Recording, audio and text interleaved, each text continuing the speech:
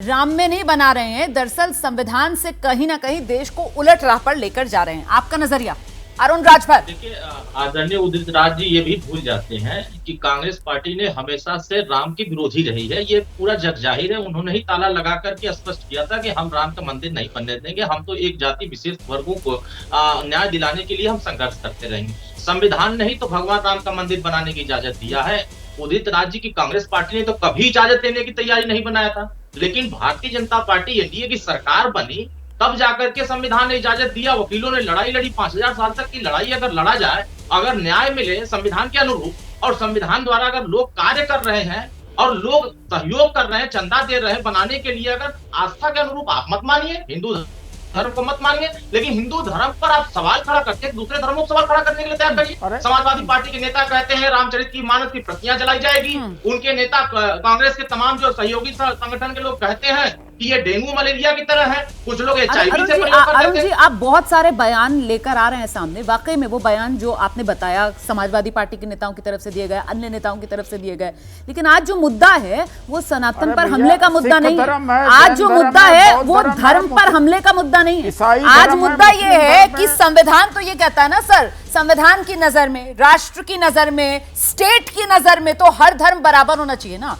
क्या यहाँ पर किसी एक धर्म को ज्यादा तरजीह देती हुई सरकार नजर आ रही है? उसका रवैया क्या ऐसा नजर आ रहा है? ये सवाल है आज की डिबेट का, जिस पर हमें बात करनी चाहिए मुझे लगता है, और जरा गंभीरता से बात करनी चाहिए। इसीलिए आप सबको बुलाया। मैं अनुराग भदौरिया के पास लेकर चलती हूँ जरा दर्शकों को। एक सेकेंड दोबारा आऊंगी आपके पास। और अनुराग भदौरिया, मेरा सवाल आपसे ये है, जिस बात का जिक्र अभी शुरू में उदित राज जी ने किया था ना कि साहब ये किसी की बपौती थोड़ी है, ये तो जनता का है। जनता ने लड़ाई लड़ी, जनता ने लड़ाई लड़कर हासिल किया। लेकिन यह भी नहीं भूला जा सकता सर, सबके जहन में ताजा है कि कैसे जनता की इस लड़ाई में गोलियां भी चली, कई राम भक्त शहीद भी हुए। तो क्या यही वजह है कि सब राजनीतिक दलों के लिए इतना आसान नहीं है इस राम मंदिर के आयोजन में, भव्य दिव्य राम मंदिर के समारोह में शिरकत करना? मतलब किस मुंह से जाएं? ये परेशानी समाजवादी पार्टी के सामने है। देखिए, प्रभु राम हमारे लिए आस्था का विषय है। भारतीय जनता पार्टी इसको राजनीतिक विषय बनाना चाहती है। जो राजनीतिक विषय होना चाहिए उस पर भारतीय जनता पार्टी बात नहीं करेगी। प्रभु राम के नाम की राजनीति करना चाहती है, लेकिन प्रभु राम के बच्चों के बारे में बात कर लो कि किसान भूखा क्यों है, किसान आत्महत्या क्यों कर रहा है, किसान धरने पे क्यों बैठा, किसान की मौतें क्यों हुई, वो तो प्रभु राम का बच्चा, उसके बारे में नहीं बोलेंगे। प्रभु राम की बेटियां, उनके बारे में नहीं बोलेंगे। मेडल कैसे उन्होंने लौटाए, किस तरह से उन्होंने धरने पे बैठी, कैसे उनको घसीटा गया, वो भी तो प्रभु राम की बेटियां हैं। मणिपुर की बेटियां तो प्रभु राम की बेटियां थी, उसके बारे में चर्चा नहीं करें। क्यों? क्योंकि इनको राजनीति बनाना है, हर चीज में राजनीति देखना है। देखिए आपने कैसे इन्होंने कहा प्रभु राम हमारे आस्था का विषय है, ये व्यवसाय उसमें खोज रहे हैं। अरे प्रभु राम व्यवसाय का विषय कब से हो गए भाई? प्रभु राम तो आस्था का विषय है, आप उसको व्यवसाय बनाना चाहते हो। ये आपकी मानसिकता हो सकती है। इसलिए मैंने कहा कि राजनीति में धर्म नहीं करते, ये धर्म की राजनीति करते हैं। हमारे इनकी सोच में फर्क इतना है। ये लोकतंत्र में विश्वास नहीं करते, जैसा आपने बोला संविधान में विश्वास नहीं करते। संविधान की बात कर रहे थे, कहते थे हम डरते नहीं है, और डरते नहीं है तो फिर संविधान में भाई क्यों 146 सांसदों को आपने बाहर कर दिया? पार्लियामेंट के अंदर में उनके बोलने देते, जनता की आवाज उठाते, जनता के दुख दर्द को कहते वहां पे। तो आप डरे तो हो, तभी तो आपने उनको हटा दिया वहां से।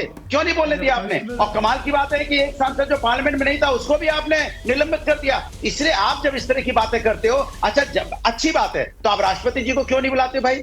देश की प्रथम राष्ट्रपति है, प्रथम महिला है, क्या दिक्कत उनको बुलाने में? उपराष्ट्रपति जी को क्या बुलाने में दिक्कत है? उपराष्ट्रपति जी तो कह रहे थे मैं किसान का बेटा हूं, मैं जाट समुदाय से आता हूं। जैसे ही घड़ी का काटा दोपहर 2:30 पे आए, बबीता जी का दिल सास बहू साजिश के लिए मचल जाए। और ये है इनकी बहू, पूरे दिन ऑफिस की टेंशन हो जाए गॉन जब ये करें अपना फेवरेट शो फ्री टाइम पे ऑन। इनकी तरह आप भी देखिए अपना फेवरेट शो अपने टाइम पर और डाउनलोड कीजिए ABP लाइव ऐप अपने स्मार्ट टीवी पर।